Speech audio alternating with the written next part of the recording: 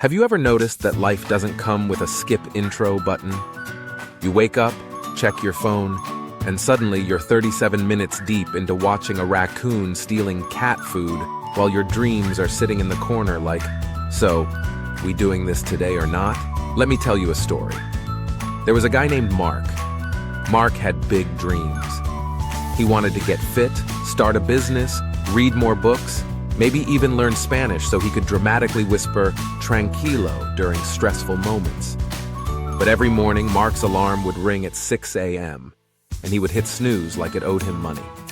One day, Mark decided he was tired of being tired. He said, tomorrow is the day. But tomorrow turned into next Monday, and next Monday turned into after the holidays, and after the holidays turned into, well, next year. Sound familiar? Here's the funny thing about motivation. We think it's supposed to feel like lightning striking us from the sky.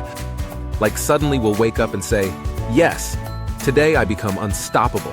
But most of the time, motivation feels more like, fine, I guess I'll try. Another story. There was a woman named Sarah.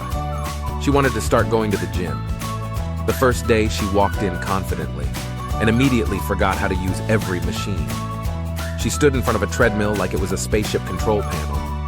She accidentally set it to a speed that could launch a small animal into orbit. She panicked. She jumped off. She pretended she meant to do that. She went home embarrassed. But the next day she went back. And the next day. 3 months later, she wasn't the confused girl staring at buttons. She was the confident one helping someone else who looked lost. Here's the truth nobody tells you. The first step always feels stupid. The first video you post will feel awkward. The first workout will feel painful. The first business idea might flop harder than a pancake on the ceiling. But that's the point. If you wait to feel ready, you'll wait forever. Nobody feels ready. Confidence isn't something you download. It's something you build by surviving small embarrassments. Let me tell you about a kid who was terrified of public speaking. Every time he had to present in class, his voice would shake like a washing machine on spin cycle. His hands would sweat. He once said, photosynthesis, so wrong that even the plants were offended. But he kept volunteering to speak. Why? Because he realized something powerful. Nobody actually cares as much as you think. Everyone else is too busy worrying about their own awkward moments. The spotlight effect is real, but only in your head. Years later, that same kid became the person giving presentations at work. Still nervous sometimes, still human, but no longer controlled by fear.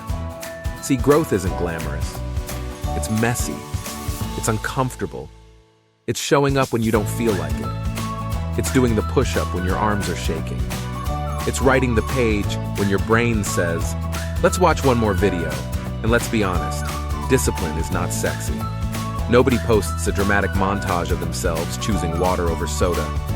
But those tiny decisions, they stack. One push-up becomes 10. 10 become 50. One page becomes a chapter. One awkward video becomes a channel. You don't need a new personality. You don't need perfect conditions. You need small, slightly uncomfortable action.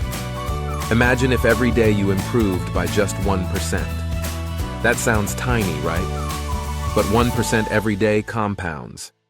In a year, you're not slightly better. You're unrecognizable. And here's the best part. You don't have to be extreme. You don't have to wake up at 4 a.m. and scream affirmations into the sunrise. If you want to, cool. But you don't have to. Start smaller. Wake up when your alarm rings. Drink water. Move your body for 10 minutes. Work on your goal for 20. Protect your focus like it's your last slice of pizza. Because your life is built in the quiet moments. Not in the big dramatic speeches.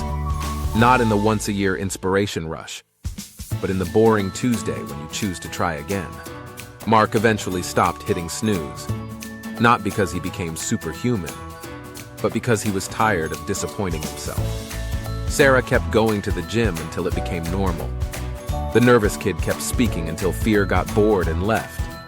And you? You're not lazy. You're not incapable.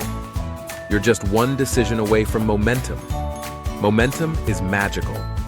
Once it starts, it carries you. But it only starts when you move. So today, don't aim to change your whole life. That's overwhelming. Just prove to yourself that you can keep a promise, even a tiny one. Do the thing you've been avoiding. Send the message. Record the video. Go for the walk. Start before you feel ready. Because 5 years from now, you'll either say, "I'm glad I started," or "I wish I had." And trust me, future you is already rooting for you. Probably screaming, "Please just begin." So get up. Take the step. Laugh at the awkwardness. Embrace the mess. Your life isn't waiting for perfect. It's waiting for you.